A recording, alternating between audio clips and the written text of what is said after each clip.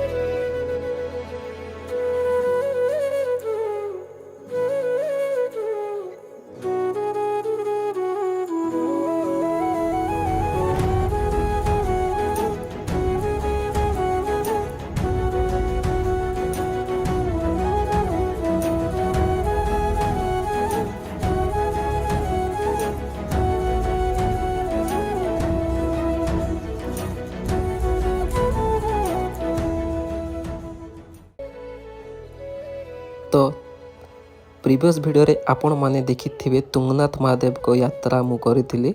तो तुंगनाथ महादेव को यात्रा करि सारिकी मु उखीमठरू आसिकी अगतलीधार नामक जगार रे पहुंच जाइछि, जोटा कि रांसी विलेज पाखरे अवस्थित अछि। तो मध्यमेश्वर यात्रा करिबा पई आपनकु रांसी गाँ आसीबाकू पड़िबो, जोटा कि मध्यमेश्वर यात्रार स्टार्टिंग पॉइंट। तो उखीमठरू मु शेयरिंग टैक्सी माध्यम रे 120 रुपीस देकी अगतलीधार नामक जगार आसी पहुँची सारी। तो एठी पहुँचिकी आमे रूम नहीं जाइथिलु, जार प्राइस 300 रुपीस पर हेड आमको पड़ीथिला। तो आमे 4 जण रही जाइथिलु।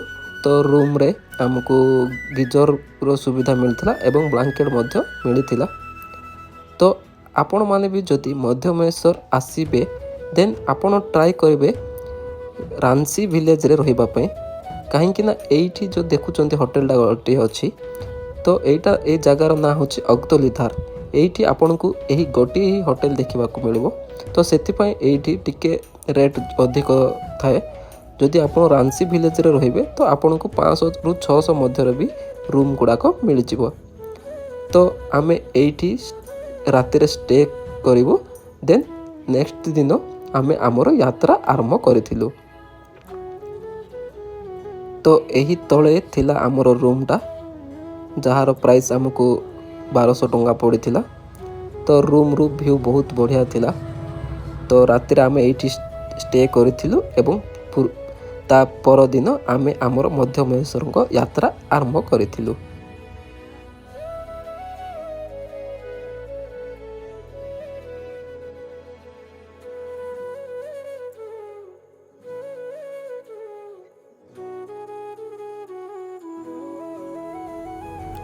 तो सकाळु सकाळु आमे 7 गाधेकी आमे आमर मध्यमेश्वर, जोटा कि आमर द्वितीय केदार तार यात्रा आरंभ कर देइथिलु। कहीं ना यही यात्रा पाखापाखि 16 रु 17 किलोमीटर डिस्टेंस अच्छी। तो 16 रु 17 किलोमीटर आपण मानकु चलिकी जीवाकू पड़िबो। तो ସେଥିପାଇଁ ଆମେ ସକାଳୁ ସକାଳୁ ଗାଧେଇକି ଆମର ଯାତ୍ରା ଆରମ୍ଭ କରିଦେଇଥିଲୁ। ତ ଆମେ ଅଗତଲିଧାର ନାମକ ଜାଗାରୁ ଆମେ ଆମର ଯାତ୍ରା ଆରମ୍ଭ କରିଥିଲୁ, ଯେଉଁଟାକି ରାଂସି ଗାଁରୁ ଆଉ ଗୋଟେ 2 କିଲୋମିଟର ଆଗରେ ଅଛି। ତ ସେଇଠି ଆମେ ରାତିରେ ଷ୍ଟେ କରିଥିଲୁ ଏବଂ ସକାଳେ ଆମେ ଆମର ମଧ୍ୟମେଶ୍ୱରଙ୍କ ଯାତ୍ରା ଆରମ୍ଭ କରିଥିଲୁ। ତ ଷ୍ଟାର୍ଟିଂରେ କିଛି 3ରୁ 4 କିଲୋମିଟର ଆପଣଙ୍କୁ ପୁରା ଡାଉନ୍ ରାସ୍ତା ଦେଖିବାକୁ ମିଳିଯିବ। ତ ଷ୍ଟାର୍ଟିଂ ଆପଣଙ୍କୁ ଏତେ କଷ୍ଟ ହେବନି ଚାଲିବା ପାଇଁ। ତ ଦେଖିପାରୁଥିବେ ଏ ଷ୍ଟାର୍ଟିଂ ପଏଣ୍ଟ କିଛି ଏଭଳିଆ ଥିବ ରାସ୍ତାଟେ। ଷ୍ଟାର୍ଟିଂ 3ରୁ 4 କିଲୋମିଟର ରାସ୍ତା ଡାଉନ୍ ରାସ୍ତା ଥିବ।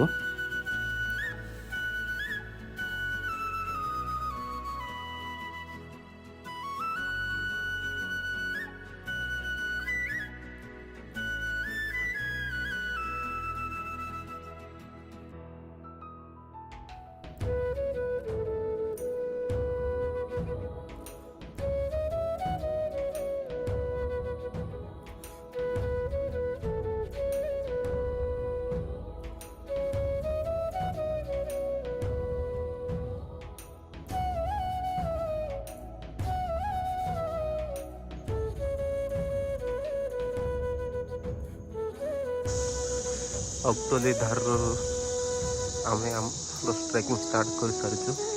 ତ ପାଖାପାଖି 4 କିଲୋମିଟର ରାସ୍ତା ଡାଉନ୍ ଅଛି, କିଛି ଏଭଳିଆ ରାସ୍ତା ଅଛି। ତ ତାପରେ ହିଁ ଘାଟି ରାସ୍ତା ଦେଖିପାରୁଥିବେ, କିଛି ଏପଟେ ଅଛି ପୁରା ସରୁ ରାସ୍ତା ପଥର ଭରା। ସାଇଡ଼ରେ ଅଲକାନନ୍ଦା ନଦୀ ଯାଉଛି, ଅଲକାନନ୍ଦା ନଦୀ। ତ ଲୋକାଲ କହୁଛନ୍ତି ଏଠୁ ମଧ୍ୟମେଶ୍ୱର ଟ୍ରେକିଂ 18 କିଲୋମିଟର, ଦେଖାଯାଉ କେତେ କିଲୋମିଟର ପଡ଼ୁଛି। ତ ଅଗତଲିଧାରରେ ହିଁ ଆମେ ଷ୍ଟେ କରିଥିଲୁ। ଅଗତଲିଧାରରୁ ସକାଳ 7ଟା ଅଧେରୁ ଟ୍ରେକିଂ ଆରମ୍ଭ କରିଦେଇଛୁ।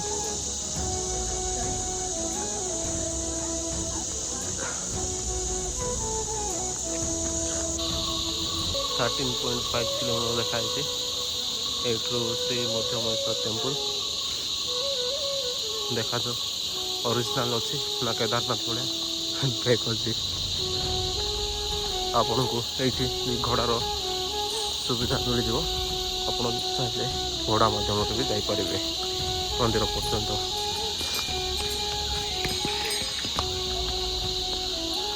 ଷ୍ଟାର୍ଟିଂ କିଛି କିଲୋମିଟର ଏଭଳି ଡାଉନ୍ ରାସ୍ତା ଅଛି, ତାପରେ ଘାଟି ଷ୍ଟାର୍ଟ ହେଇଯିବ। ପାଖାପାଖି 2.5 କିଲୋମିଟର ପଳା ଆସିଥିବ, ପୁରା ଡାଉନ୍ ରାସ୍ତା। ଆହୁରି ଅଛି ରାସ୍ତା ପୁରା ଡାଉନ୍, ପୁରା ସେ ପର୍ଯ୍ୟନ୍ତ ଅଛି। ଷ୍ଟାର୍ଟିଂ ପୁରା ଡାଉନ୍। ଗନ୍ଧର ନାମକ ଗାଁ ପଡ଼ିବ, ସେଇଠୁ ଘାଟିରେ ଷ୍ଟାର୍ଟ ହେବ। ତ ଦେଖାଯାଉ ଆଉ କେତେ କିଲୋମିଟର ଏମିତି ଡାଉନ୍ ରାସ୍ତା ମିଳିବ। ଡାଉନ୍ରେ ତ ଚାଲିବା କେତେ କଷ୍ଟ ହୁଏ, କିନ୍ତୁ ଘାଟିରେ ଟିକେ ଟାଇମ୍ ଲାଗିବ ଚାଲିବା ପାଇଁ। ବାକି ବର୍ଷା ଦିନେ ରାସ୍ତାରେ ଚାଲିବା ବହୁତ କଷ୍ଟ ହେଇଯିବ, କାହିଁକିନା ଗୋଡ଼ ବହୁତ ଖସୁଛି, ପଥର ଗୁଡ଼ାକ ପୁରା ସ୍ଲିପରି ପଥର।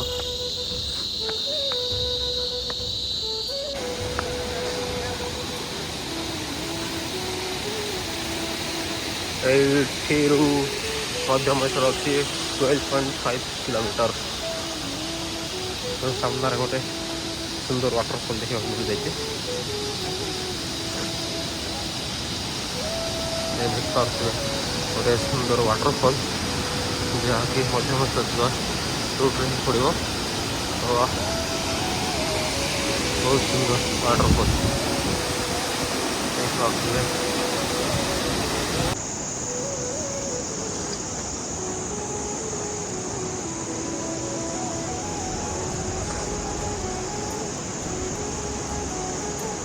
ଏଇଠୁ ମଧ୍ୟମେଶ୍ୱର 12.15 କିଲୋମିଟର, ଗନ୍ଧର 1.750 କିଲୋମିଟର।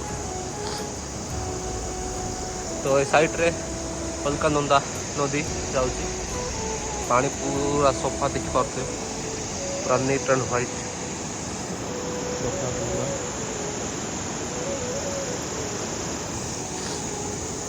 तो अक्टोली धार रु आम 3 किलोमीटर चलिए पड़ा आग को आ 2 किलोमीटर गले गंधर से रही ब्रेकफास्ट चा मैगी कौन खाई आउ थे चलवा आरंभ करदे। तो रास्ता देखी पारे पूरा जंगल भितर छोट रास्ता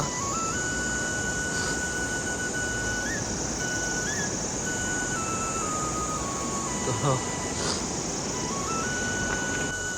पाखापाखि 3.5 किलोमीटर डाउन रास्ता क्रॉस हो सारा पर घाटी रास्ता स्टार्ट हो जाए। घाटी देखी पारे पूरा किभली घाटी रास्ता अच्छी। तो अक्टोली धार रु एतकी पर्यंत तो पूरा डाउन रास्ता थिला एट्री घाटी स्टार्ट हो जाए।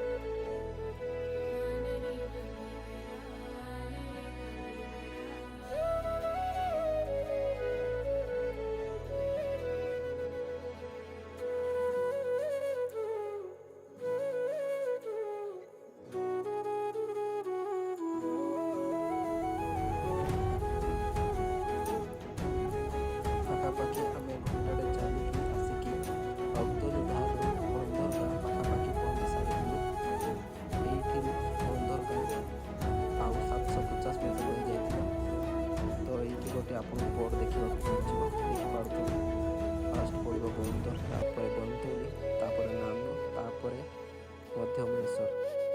तो यही गोटे छोटिया मंदिरटी बना जाइए देखिपे ये मंदिरटी। तो यही 750 मीटर गले आग को मिल बंदर गाँ।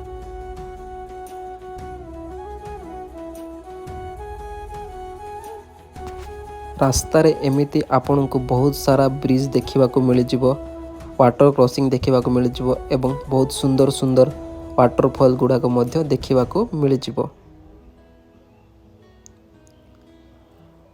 तो वर्तमान आमे गंधर गाँ पाखापाखि पहुँच सारी। यही सामने जो देखा जाटा हूँ गंधर गाँ जोटा यू आउ 250 मीटर रही जाइथिला मात्र।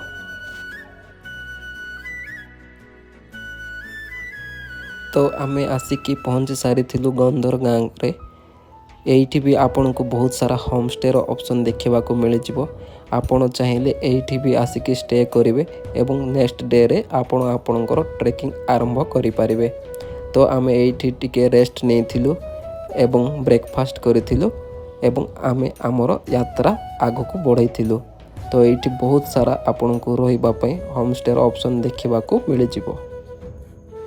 तो आमे गंधर विलेज रे ब्रेकफास्ट करिकी आगु को आमे आमर यात्रा आरंभ कर देथिलु। गंधर रे आपण मानकु ब्रेकफास्ट पई परोटा मैगी चा सब किछि मिल जिवो।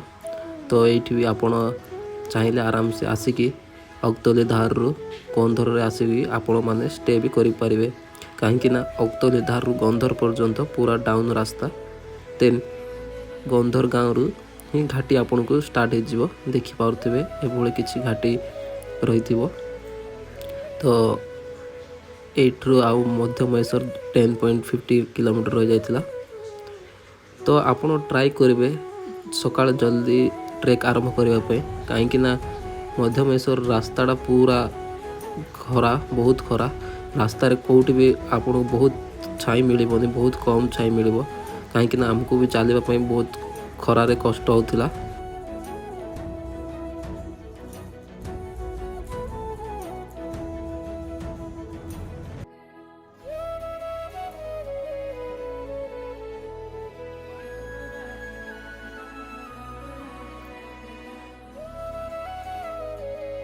କାଠର ବ୍ରିଜ୍ଟି ଦେଖିବାକୁ ମିଳିଥିଲା। ସାଇଡ଼୍ରେ ଲୁହାର ବ୍ରିଜ୍ଟା ଥିଲା କିନ୍ତୁ ବାତ୍ୟାରେ ଭାଙ୍ଗି ଯାଇଛି ସେ ବ୍ରିଜ୍ଟା। ତ ଏଇଠି କାଠର ବ୍ରିଜ୍ଟା ଗୋଟେ ବନା ହେଇଥିଲା। ତ ବହୁତ ସୁନ୍ଦର ଥିଲା ବ୍ରିଜ୍ଟା। ତ ଏ ବ୍ରିଜ୍ ପାର ହେଇକି ଆମକୁ ଯିବାକୁ ପଡ଼ିଥିଲା ମଧ୍ୟମେଶ୍ୱରଙ୍କ ଯାତ୍ରା କରିବା ପାଇଁ। ତ ଦେଖିପାରୁଥିବେ ବ୍ରିଜ୍ଟା ବହୁତ ସୁନ୍ଦର ଅଛି।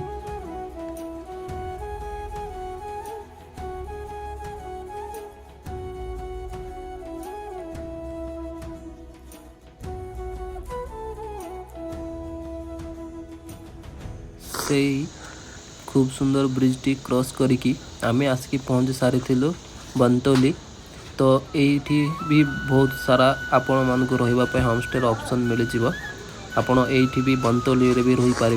ये भी आपड़ चाहिए ब्रेकफास्ट भी करें। तो यहाँ जाक सब होमस्टे गुड़ाक ये भी आप रही पारे। यही होमस्टे गुड़ाक भी 600 ରୁ 700 आपन को मिल जाव रही।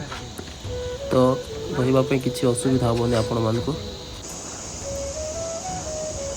अगतली धारू घाटी आरंभ हो जाता। अगतली धारू घाटी बढ़ा आरंभ हो जाता कहीं गंधर पर्यंत पूरा डाउन रास्ता थिला। देन गंधर रु अगतली धार पर्यंत नॉर्मल घाटी थिला किंतु अगतली धार पर घाटी बहुत बढ़िबार आरंभ हो जाता। एवं घाटी रे छाई भी बहुत कम थिला कहीं गछ भी बहुत कम अच्छे घाटी रे। तो से चलवा भी बहुत कष्ट हो जाता। खरा बहुत तेज हो जाता खरा। तो आम रही कि चलुलु अगतली धारू एट्रु मध्यमेश्वर दूरता किसी 6 किलोमीटर अधा रही जाइए। तो खरा बहुत तेज हो गला। तो देखिपे घाटी रे कि टोटाल छाई नहीं खरा ही खरा। तो खरारे चलवा भी एत इजी होनी कहीं हालिया भी बहुत लगुच खरा हेतु। तो धीरे धीरे आम रही जाऊँ रही भी किसी छाई नहीं रास्तार। मध्यमेश्वर यात्रा रे बहुत कम ही छाई मिलूला।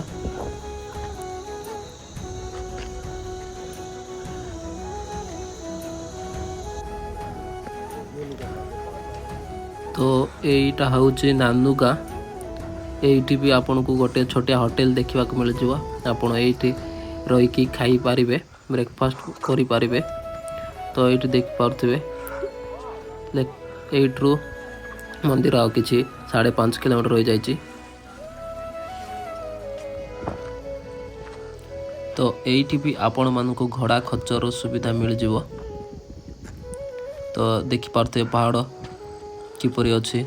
ये पहाड़ा पूरा पार है कि आमको जावाक पड़ो आगक आहरी गोटे 2टा पहाड़ पार है कि जावाक पड़ो। तो रास्तार टोटाल छाई नहीं। तो आपण ट्राए करेंगे जल्दी ही यात्रा आरंभ करने कहीं खरा जी तेज हो आपन को चलने भी बहुत कष्ट हो। देखिपे किपरि खरा हो। ये पूरा पहाड़ा आमको पार है कि जावाक पड़ो आगक। देखिपे रास्ता किपरि अच्छी। ये भी एत यात्री ना बहुत कम यात्री अच्छा कहीं 16 किलोमीटर चलिकी जावाक पड़ो टोटाल यात्रा पाई। तो ये भी आप घोड़ार सुविधा मिल जाव। आपड़ चाहिए घोड़ा करके भी यात्रा करके रिटर्न हो जाई पारे आराम से। तो किसी असुविधा भी हेनी आपन को।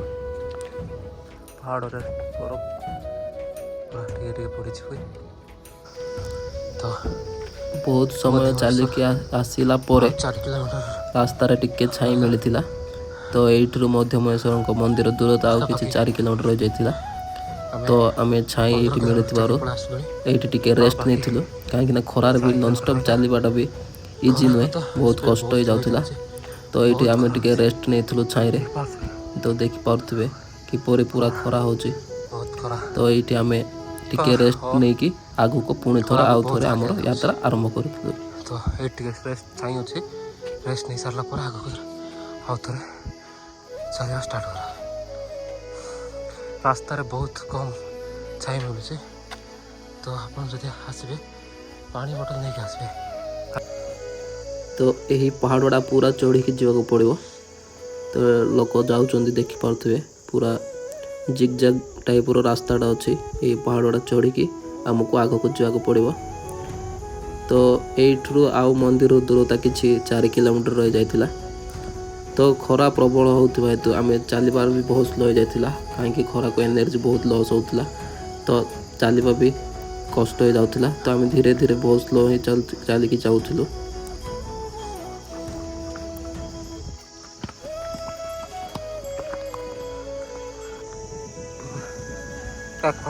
तो से तलू चलिकी आसिकी पूरा पहाड़ा आम चढ़ी सारू खरारे तो हालिया बहुत टाइट एबे ही बहुत 2-3 घंटा खरारे चली सारा पर एबे ही टिके छाई छाई रास्ता देखा मिलला कहीं अगतली धार रु गंधर पर्यंत तो डाउन थिला चलवा इजी होता गंधर रु बंतली पर्यंत घाटी बंतली नानू पर्यंत पूरा खरा ही खरा नानू ही आग को आसला पर ही मंदिर गोटे 2-3 किलोमीटर पाखापाखि टिके झंच जंगल देखा मिल देन से आपन को छाई देखा मिल देखिपे छाई टिके एबे ही छाई मिलला तो खरार चलवा बहुत टफ हो जाता।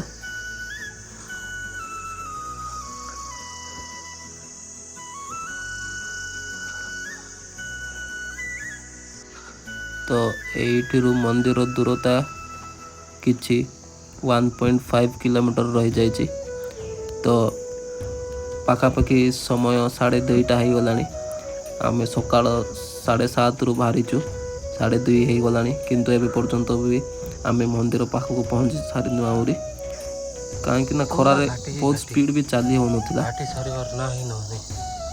सब बोर्ड जाक सब बोर्ड बहुत लिखाई रास्तार आपन को जी बोर्ड गुड़ाक देखा मिल सबुठी किलोमीटर भूल लिखाई कहीं टोटाल यात्रा 16 किलोमीटर लिखाई किंतु 16 किलोमीटर नहीं पाखापाखि 20 रु 22 किलोमीटर यात्रा रही तो से अनुसार आपण यात्रा करेंगे आपण भावे जे इजी रे हो फास्ट स्टार्टिंग ही आपको 4-5 किलोमीटर डाउन मिलो तापर घाटी ही घाटी आ रास्तार बहुत खराब भी मझे तो टोटाल छाई ही आपको कौट मिलबनी तो पाखापाखि 6 घंटा 7 घंटा चलुनी हेले भी आम मंदिर पर्यंत पहुँची सारिनु तो यू आहरी मंदिर पाखापाखि 1.5 किलोमीटर रही जाइथिला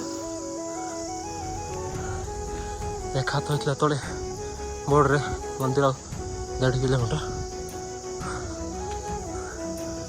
बट मत तो कहीं लगुनि आ 1.5 किलोमीटर थी आ पाखापाखि 3 किलोमीटर थी लगुच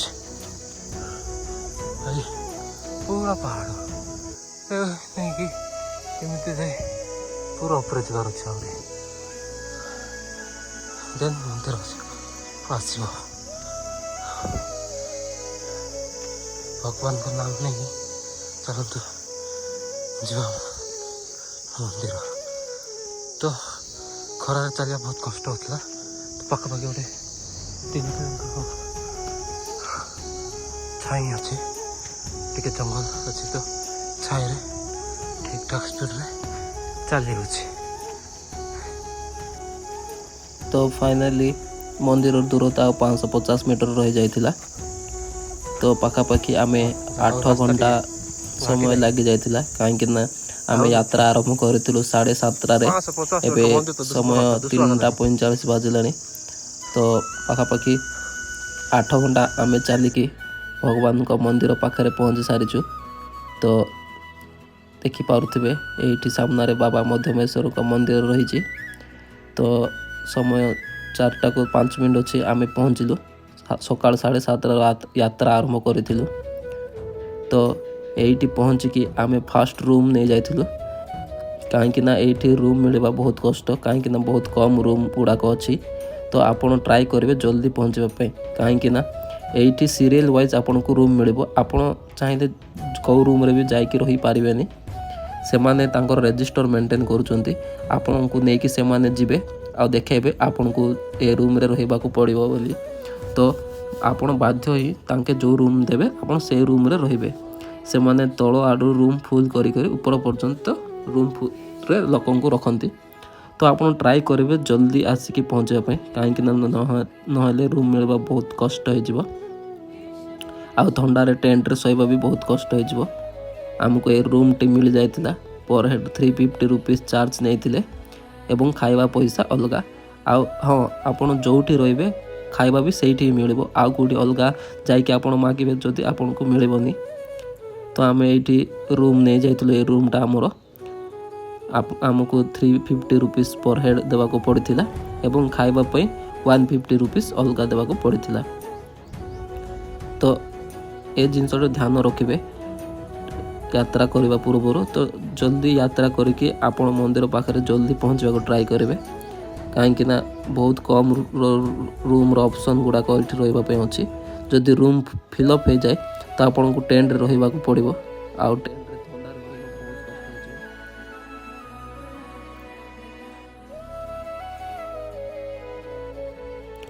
ତ ବର୍ତ୍ତମାନ ମନ୍ଦିର କବାଟଟି ବନ୍ଦ ଅଛି, କାହିଁକିନା ପହଡ଼ ପଡ଼ୁଛି।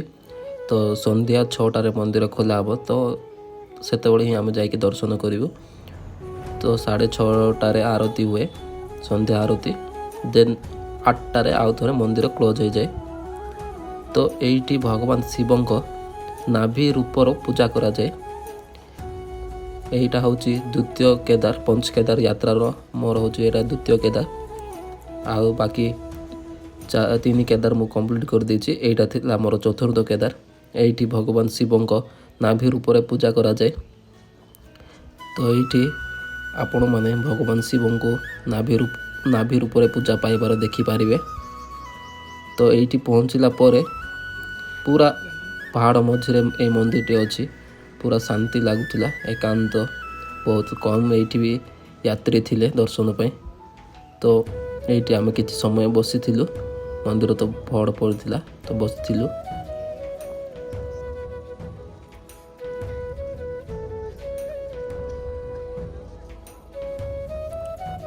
ତ ସନ୍ଧ୍ୟାର ଆଳତି ଠିକ୍ 6:30ଟାରେ ଆରମ୍ଭ ହୋଇଯାଏ। ତ ଆମେ ଆଳତି ଦର୍ଶନ କରିବା ପାଇଁ ଆସିକି ମନ୍ଦିର ସାମ୍ନାରେ ଛିଡ଼ା ହୋଇଯାଇଥିଲୁ। ଲୋକ ବି ବହୁତ ହେଇଯାଇଥିଲେ ସନ୍ଧ୍ୟାରେ, କାହିଁକିନା ଆମେ ପହଞ୍ଚିଲା ବେଳେ ଏତେ ଲୋକ ନଥିଲେ। ସନ୍ଧ୍ୟା ହଉ ଧୀରେ ଧୀରେ ଲୋକ ବି ବଢ଼ିବାରେ ଲାଗିଥିଲେ। ତ ଆମେ ସନ୍ଧ୍ୟା ଆରତି ଦର୍ଶନ କରିକି ମନ୍ଦିର ଭିତରକୁ ପ୍ରବେଶ କରିଥିଲୁ ଏବଂ ଭଗବାନ ଶ୍ରୀ ମଧ୍ୟମହେଶ୍ୱରଙ୍କ ଦର୍ଶନ କରିଥିଲୁ। ମନ୍ଦିର ଭିତରେ 10ରୁ 15 ଜଣଙ୍କୁ ଏକା ସହିତ ଏଣ୍ଟ୍ରି କରାଉଥିଲେ ଏବଂ ପଣ୍ଡିତଜୀ ଭିତରେ ଭଗବାନଙ୍କ ବିଷୟରେ ସମ୍ପୂର୍ଣ୍ଣ ରୂପରେ ଭଲସେ ପୁରା ବୁଝାଇ ଦେଉଥିଲେ। ତ ବହୁତ ବଢ଼ିଆ ସେ ଆମେ ଦର୍ଶନ କରିଦେଇଥିଲୁ। ତ ଏଇଠି ରାତିରେ କରେଣ୍ଟ ନାହିଁ, କରେଣ୍ଟର ସୁବିଧା କିଛି ନାହିଁ। ଯାହା ସୋଲାର ଲାଇଟ୍ ଗୁଡ଼ାକ ଅଛି କେତେଟା, ରୁମ୍ରେ ବି ମଧ୍ୟ ସୋଲାର ଲାଇଟ୍ ଅଛି, ଯାହା ରାତି 10ଟା ହେଲେ ବନ୍ଦ ହେଇଯାଉଛି। ତ ଆପଣମାନେ ଆସିଲା ବେଳେ ପାୱାର ବ୍ୟାଙ୍କ ନେଇକି ଆସିଥିବେ ଫୋନ୍ ଚାର୍ଜ କରିବା ପାଇଁ। ତ ନେଟୱାର୍କ ବି ଏଇଠି କେଉଁଟା ବି ନାହିଁ, ଜିଓ ନାହିଁ, ଏୟାରଟେଲ୍, BSNL କିଛି ବି ନାହିଁ।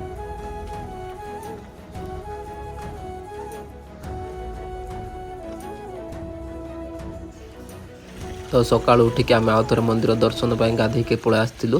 ତ ଏଇ ପାଣି ଯେଉଁ ଦେଖାଯାଉଛି, ଏଇ ପାଣି ହିଁ ଭଗବାନଙ୍କୁ ଗାଧାଯାଏ। ତ ଏ ମନ୍ଦିର ପଛକାନି ବି 3ଟା ମନ୍ଦିର ବନା ହେଇଛି। ତ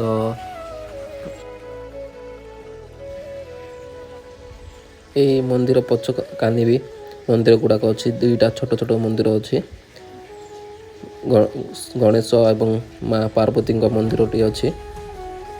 ତ ଏଇ ସାଇଡ଼୍ରେ ବି ଗୋଟେ ଗାଧୋଇବା ପାଇଁ କୁଣ୍ଡଟିଏ ଅଛି। ଆପଣମାନେ ଚାହିଁଲେ ଏଇ କୁଣ୍ଡରେ ବି ଗାଧୋଇ ପାରିବେ, କିନ୍ତୁ କୁଣ୍ଡର ପାଣି ବହୁତ ଥଣ୍ଡା। ଦେଖିପାରୁଥିବେ ଏଇଠି ଗୋଟେ କୁଣ୍ଡ ଅଛି। ଏଇଠି ବହୁତ ଲୋକ ଗାଧୋଉଥିଲେ ଏବଂ ଗାଧୋଇକି ଦର୍ଶନ କରୁଥିଲେ। ତ ପାଣି ଏଇଠି ବହୁତ ଥଣ୍ଡା। ଆପଣଙ୍କୁ ଗାଧୋଇବା ପାଇଁ ଗରମ ପାଣି ମିଳିବନି, ହୋଟେଲରେ ବି ମଧ୍ୟ ଗରମ ପାଣି କିଛି ମିଳିବନି। ତ ଆପଣ ଥଣ୍ଡା ପାଣି ହିଁ ଗାଧୋଇକି ମନ୍ଦିର ଦର୍ଶନ କରିବେ।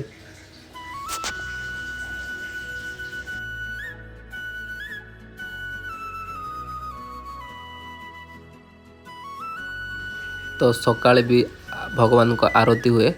ଠିକ୍ 7ରୁ 7:30 ମଧ୍ୟରେ ଆରତି ହୁଏ। ତ ଆମେ ସକାଳେ ଭଗବାନଙ୍କ ଆରତି ଆଟେଣ୍ଡ କରି ନେଇଥିଲୁ।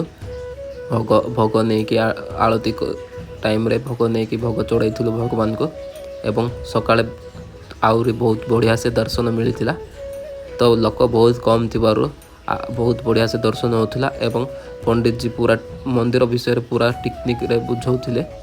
ତ ଏଇଠି ଭଗବାନ ଶିବଙ୍କ ନାଭି ରୂପରେ ପୂଜା କରାଯାଏ। ତ ଏ ହେଉଛି ପଞ୍ଚ କେଦାର ମଧ୍ୟରେ ଦ୍ୱିତୀୟ କେଦାର, ଶ୍ରୀ ମଧ୍ୟମହେଶ୍ୱର କେଦାର।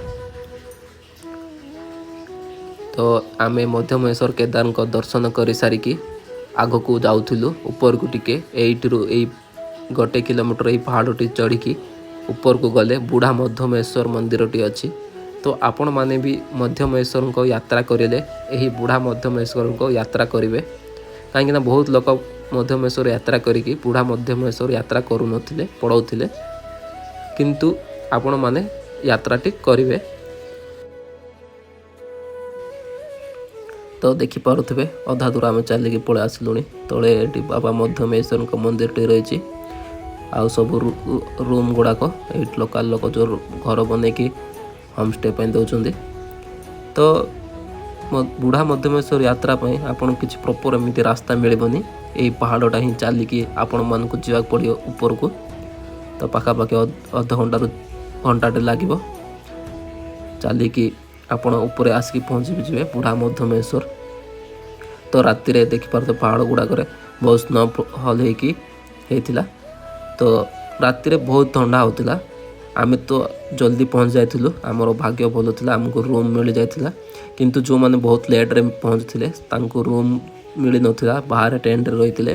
तो से माने कहते बाहर टेंट रे बहुत ठंडा तो से ट्राई करेंगे आपन जल्दी पहुँचापी कहीं बहुत कम रूम ऑप्शन अच्छी। तो जल्दी पहुँचले आपन को रूम जल्दी मिल पार। तो देखी पार्थे मंदिर पूरा चारि साइड बड़ बड़ पहाड़ घेरिकी अच्छी तले बाबा मध्यमेश्वर को मंदिर टे अच्छी। तो पहाड़ गुड़ाक पूरा बरफ रे ढांकी जाते कहीं रात बरफ पड़े पहाड़ उपरे।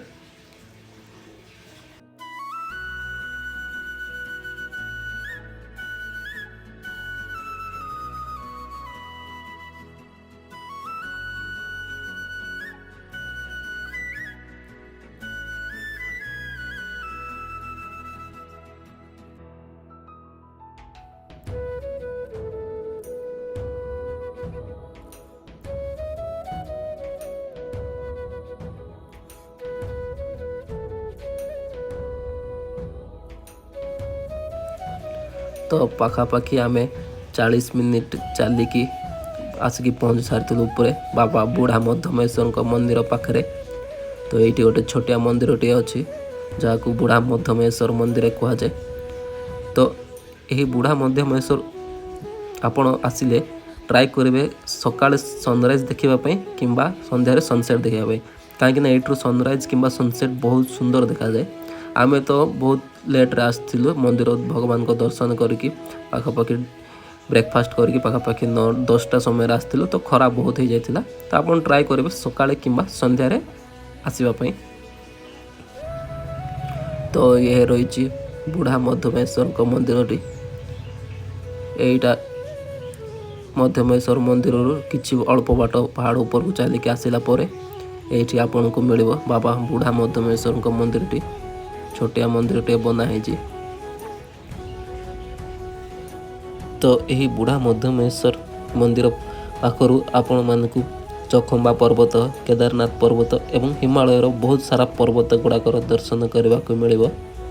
तो ये हूँ बुढ़ा मध्यमेश्वर मंदिर छोटिया मंदिरटे यही मंदिर साइड रे ही गोटे छोटिया नदी टाइप अच्छी। तो यही पानी रे बहुत सुंदर पर्वतर हिमालय पर्वतर रिफ्लेक्शन देखा मिल। तो सनसेट किंबा सनराइज रे एटा आउरी बहुत सुंदर चमकीबार लगे।